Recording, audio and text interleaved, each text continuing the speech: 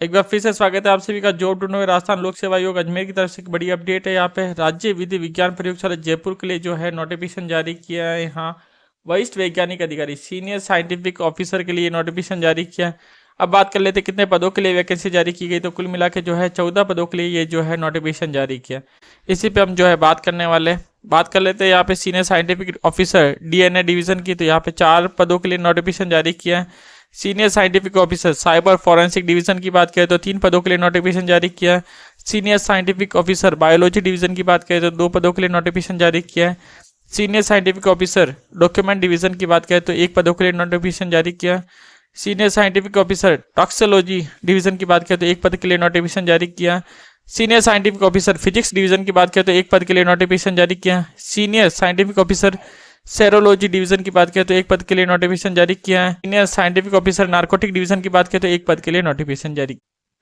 अब बात कर लेते हैं इनकी शैक्षणिक योग्यता क्या रखी गई, तो यहाँ पे पद 1 की बात करें के लिए जो है qualification MSc with at least second division in zoology, molecular biology, biotechnology, biochemistry, microbiology, genetics from a university stablished by law in India. यहाँ पे एमएससी से जो है जूलॉजी हो या molecular biology, biotechnology, biochemistry, microbiology या जेनेटिक्स से है, अगर आप सेकंड डिवीजन से पास आउट है तो आप इसके लिए एलिजिबल होने वाले। इसके अलावा MSc with at least second division in forensic science with specialisation in forensic biology, serology, DNA, zoology और मॉलिक्यूलर बायोलॉजी और बायोटेक्नोलॉजी और biochemistry and microbiology of genetics as a one of the subject in bachelors of science level.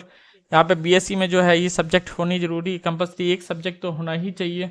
इसके अलावा यहाँ पे बात करते हैं आपके पास में certificate diploma in computer science, computer application और degree with at least 1 subject as a computer science, computer application from university established by law in India. O level का आपके पास कोर्स है तब भी आप इसके लिए जो है एलिजिबल होने वाले हैं।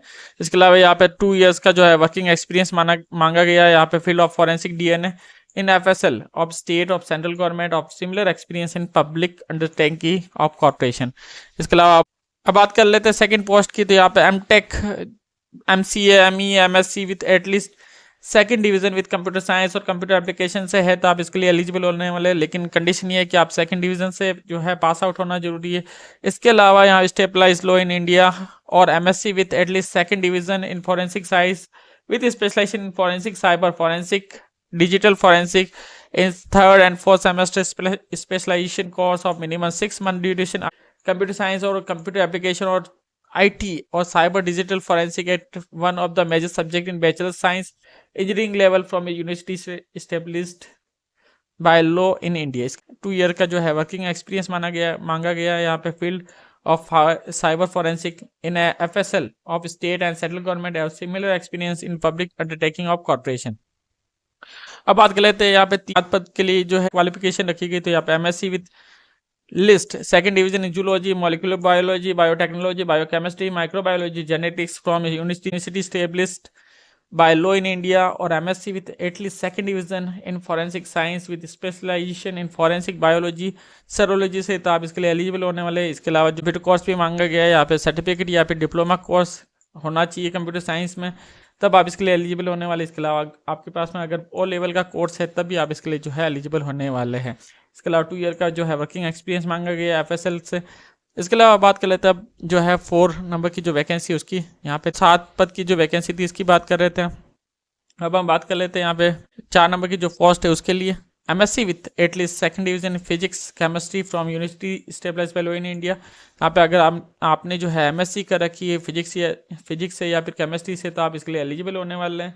इसके अलावा MSc with list second division in forensic science with specialisation in forensic document in 3rd and 4th semester specialisation course और minimum 6 month duration in forensic chemistry और physical science as a one of the subject in bachelor science level in university stabilised law in India. अगर इसमें जो है एक subject होना जरूरी है बीएससी में। इसके अलावा आपके पास में सर्टिफिकेट या फिर डिप्लोमा इन कंप्यूटर साइंस होना जरूरी है। इसके अलावा अगर आपके पास ओ लेवल का कोर्स है तब भी आप जो है एलिजिबल होने वाले। 2 ईयर का जो है वर्किंग एक्सपीरियंस मांगा गया है। 5 और 8 के लिए जो है वैकेंसी की बात कर लेते तो यहाँ पे एमएससी केमिस्ट्री से तो आप इसके लिए एलिजिबल होने वाले हैं। इसके अलावा MTech ME at least second division in field of chemical engineering from university established by law in India, MSc with list at least second division in forensic science with specialisation in forensic chemistry toxology narcotics से है तो भी आप इसके लिए जो है eligible होने वाले हैं as a one of the subject in bachelor science level for from a university established by law in India.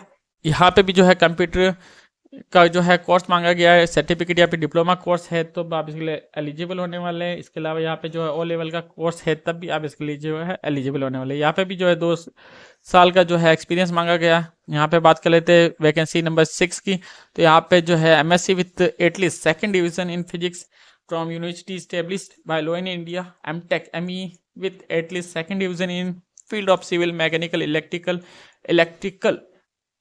और electronics engineering from university stabilise by law in India. अगर आपने जो है MSc कर रखी है तब इसके लिए आप एलिजिबल होने वाले हैं। इसके अलावा MTech या ME है सिविल मैकेनिकल इलेक्ट्रिकल इलेक्ट्रॉनिक्स में तब आप इसके लिए एलिजिबल होने वाले हैं। इसके अलावा और MSc with at least second division in forensic science with specialisation in forensic physics physical science in third and fourth semester specialisation course of minimum 6 month duration. यहाँ पे भी जो है कंप्यूटर का डिप्लोमा या सर्टिफिकेट कोर्स होना चाहिए। इसके अलावा अगर आपके पास में ओ लेवल का भी कोर्स है तब भी आप इसके लिए एलिजिबल होने वाले हैं। 2 साल का यहाँ पे जो है एक्सपीरियंस मांगा गया है। ये सारी चीज़ें यहाँ पे मेंशन की सभी पदों के लिए जो है working knowledge of Hindi return in Devanagari script, knowledge of Rajasthan culture की नॉलेज होना जरूरी है। अगर आपके पास में जो है अभ्यर्थियों की शैक्षिक अर्हता प्राप्त करने के पश्चात वांछित अनुभव ऑनलाइन आवेदन पत्र प्राप्ति की अंतिम दिनांक तक प्राप्त होना आवश्यक है, जिसे विज्ञापन के साथ संलग्न किए गए प्रारूप में तैयार कर ऑनलाइन आवेदन के साथ अपलोड कराएंगे। यहाँ पे जो है एक्सपीरियंस सर्टिफिकेट साथ में ही अपलोड करना है जब हम फॉर्म फिलअप करेंगे तब। इसके अलावा ऑनलाइन आवेदन पत्र भरने की तिथि तथा अर्जित वांछित अनुभव प्रमाण पत्र अभ्यर्थी द्वारा अपलोड नहीं किए जाने पर परीक्षा में सम्मिलित होने के लिए पात्र नहीं होंगे, ये भी यहाँ पे बता रखा है। शैक्षिक अर्हता संबंधी प्रावधान भी है। उक्त पदों पर अपेक्षित शैक्षिक अर्हता के अंतिम वर्ष की परीक्षा में सम्मिलित हो चुका या सम्मिलित हो रहा वाला व्यक्ति भी आवेदन का पात्र होगा, किंतु उस आयोग द्वारा आयोजित प्रतियोगी परीक्षा से पूर्व शैक्षिक अर्हता अर्जित करने का सबूत देना होगा, ये भी बता रखा। इसके अलावा पे बैंड की बात कर लेते हैं तो पे मैट्रिक्स लेवल L15 यहाँ पे जो है बता रखा है। आयु सीमा की बात करें तो यहाँ पे न्यूनतम 21 वर्ष है, अधिकतम 40 वर्ष से कम होनी चाहिए, ये भी बता रखा है। इसके अलावा यहाँ पे जो है कुछ अभ्यर्थियों को वर्ग एवं अन्य विशेष श्रेणियों में जो है छूट दी गई है, इस पर हम बात कर लेते हैं। राजस्थान राज्य के अनुसूचित जाति अनुसूचित जनजाति एवं पिछड़ा वर्ग अति पिछड़ा वर्ग आर्थिक रूप से कमजोर वर्ग के पुरुषों को जो है 5 वर्ष की छूट दी गई है। राजस्थान के अनुसूचित जाति अनुसूचित जनजाति अन्य पिछड़ा वर्ग अति पिछड़ा वर्ग आर्थिक रूप से कमजोर वर्ग की महिलाओं को जो है यहाँ पे 10 वर्ष की छूट है। सामान्य अनारक्षित वर्ग की महिला को जो है 5 वर्ष की छूट दी गई है। विधवा या विच्छेद विवाह परित्यक्ता या तलाकशुदा महिला को जो है अधिकतम आयु सीमा में कोई छूट नहीं दी गई है, ये भी यहाँ पे बता रखा है। अब यहाँ पे चयन प्रक्रिया क्या रहने वाली थी इस पे भी हम बात कर लेते हैं। तो अभ्यर्थी का चयन जो है लिखित परीक्षा के माध्यम से किया जाएगा, ये भी यहाँ पे बता रखा है।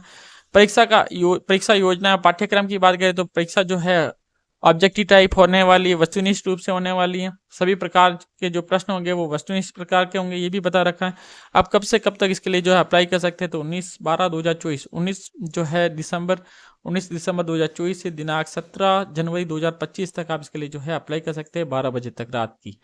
आगे बात कर लेते हैं आवेदन प्रक्रिया क्या रहने वाली, तो आप SSO पोर्टल के माध्यम से जो है अप्लाई कर सकते हैं। आपको 1 टाइम रजिस्ट्रेशन करवाना होगा, इसके लिए जो है आपको फीस देनी होगी, ये भी यहाँ पे बता रखा है। यदि आवेदन आधार कार्ड में लगी हुई फोटो 3 वर्ष या उससे अधिक पुरानी है तो उसमें जो है ऑनलाइन आवेदन करने से पूर्व आधार कार्ड में त्रुटिपूर्ण प्रविष्टि तथा फोटो को अपडेट जरूर कर ले, ये भी यहाँ पे जो है बता रखा है। अब यहाँ पे जो है बात कर लेते हैं एक बार पंजीकरण शुल्क क्या रहने वाला, तो यहाँ पे सामान्य अनारक्षित पिछड़ा वर्ग के क्रिमिनल अति पिछड़ा वर्ग के क्रिमिनल के अभ्यर्थियों को जो है 600 रुपये देने पड़ेंगे। आरक्षित वर्ग अनुसूचित जाति अनुसूचित जनजाति पिछड़ा वर्ग नॉन क्रिमिनल अति पिछड़ा वर्ग नॉन क्रिमिनल आर्थिक रूप से कमजोर वर्ग शहरी क्षेत्र के अभ्यर्थियों को जो है 400 रुपये फीस देनी पड़ेगी। दिव्यांजन को जो है 400 रुपये फीस देनी पड़ेगी। अगर आपने ऑलरेडी 1 टाइम रजिस्ट्रेशन करवा रखा है तो आपको जो है कोई फीस नहीं देनी पड़ेगी, ये भी यहाँ पे जो है बता रखा है। अब यहाँ पे जो है बात कर लेते हैं क्या रहने वाला scheme of examination for the post of senior scientific officer various division की बात करें तो यहाँ पे जो है concern subject as prescribe in qualification इनके जो है क्वेश्चन पूछे जाएंगे 150 और 150 नंबर के जो है क्वेश्चन रहने वाले हैं। 2 घंटे और 30 मिनट का आपको जो है टाइम मिलने वाला है। यहाँ पे जो है नेगेटिव मार्किंग भी रखी गई है, negative marking shall be applicable. यहाँ पे नेगेटिव मार्किंग है for every wrong answer 1/3 of the marks prescribe for the particular shall be deducted. यहाँ पे जो है 1/3 की जो है नेगेटिव मार्किंग रखी गई है। सो ये पूरी जो है इन्फॉर्मेशन थी। उम्मीद है ये इन्फॉर्मेशन अच्छी लगी होगी आप सभी को। ऐसी ही इन्फॉर्मेशन जानने के लिए चैनल से जुड़े रहे। थैंक यू सो मच, धन्यवाद। ऐसी ही इन्फॉर्मेशन, ऐसी ही एजुकेशन से जुड़ी अपडेट के लिए चैनल से जुड़े रहे। थैंक यू सो मच, धन्यवाद।